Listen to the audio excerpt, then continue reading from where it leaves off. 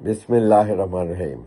আমার প্রিয় বাংলাদেশ, আজকে আপনারা অত্যন্ত উদ্বিগ্ন উৎকণ্ঠার মধ্য দিয়ে দিন যাপন করছেন।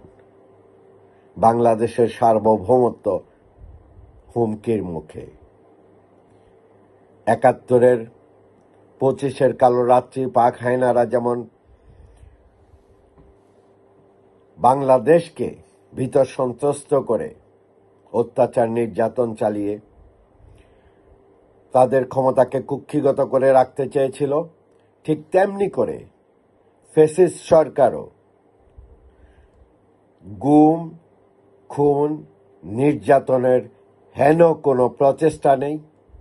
লগি বৈঠায় খুন, মাধ্যমে খুন, বিশ্বজিৎকে খুন, বিডিআর হত্যার মাধ্যমে এবং পরবর্তীতে আয়নাঘর, গুম, খুন, অত্যাচার চালিয়ে পুরো জাতিকে ভীত সন্ত্রস্ত করে রেখে তাদের ক্ষমতাকে কুক্ষিগত করে রাখতে চেয়েছিল।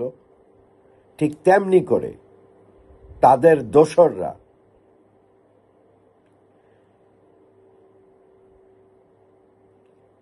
এই যে বিজয় ৫ই আগস্টে ছাত্র জনতা এবং জাতীয়তাবাদী শক্তির, সেই বিজয়কে পুঁজি করে যারা অরাজনৈতিকভাবে, অগণতান্ত্রিকভাবে রাষ্ট্র পরিচালনা করছেন, তাদের মধ্যে কিছু স্বার্থান্বেষী মহল, তারা তাদের শাসনকে দীর্ঘায়িত করে রাখতে তারা আজ সরকারি বিভিন্ন এজেন্সিকে দিয়ে প্রতিবেশী রাষ্ট্রে ষড়যন্ত্র এবং দেশীয় ষড়যন্ত্র করে গণতন্ত্রের উত্তরণ যাতে এখানে না ঘটতে পারে,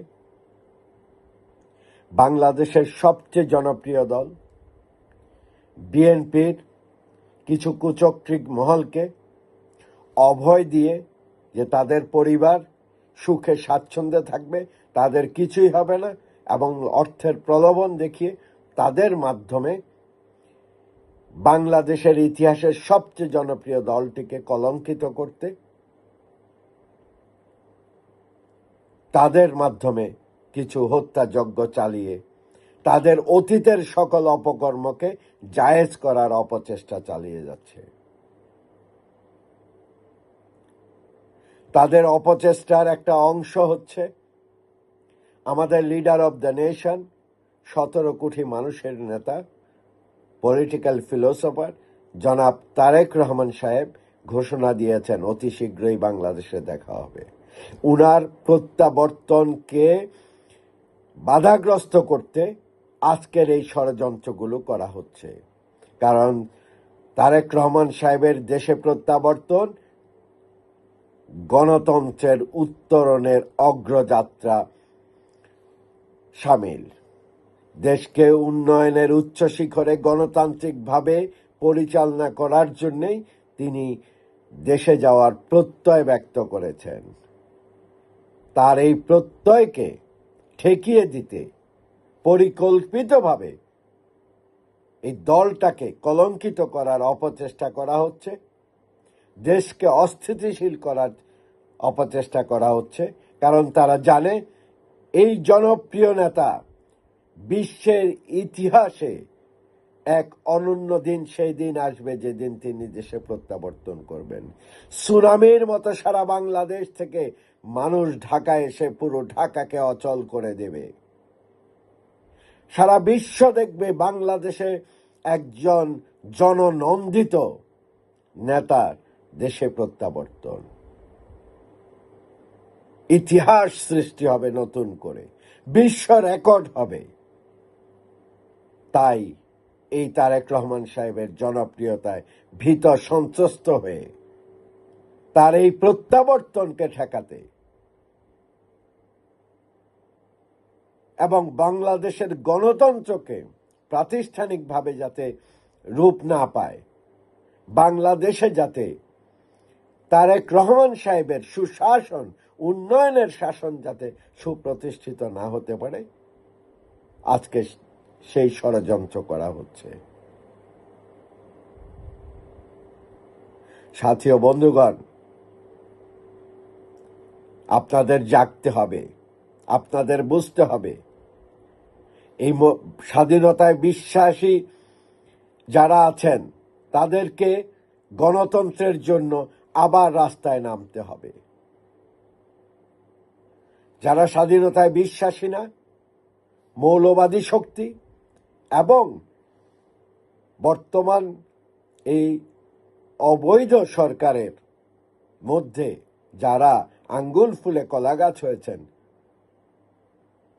যারা ভিখারি থেকে লক্ষ লক্ষ কোটি কোটি টাকার মালিক হয়েছেন, তারা সহজেই ক্ষমতা ছেড়ে দিতে চাইবেন না। এটা ষড়যন্ত্রের অংশ, এটা তাদেরই ষড়যন্ত্র।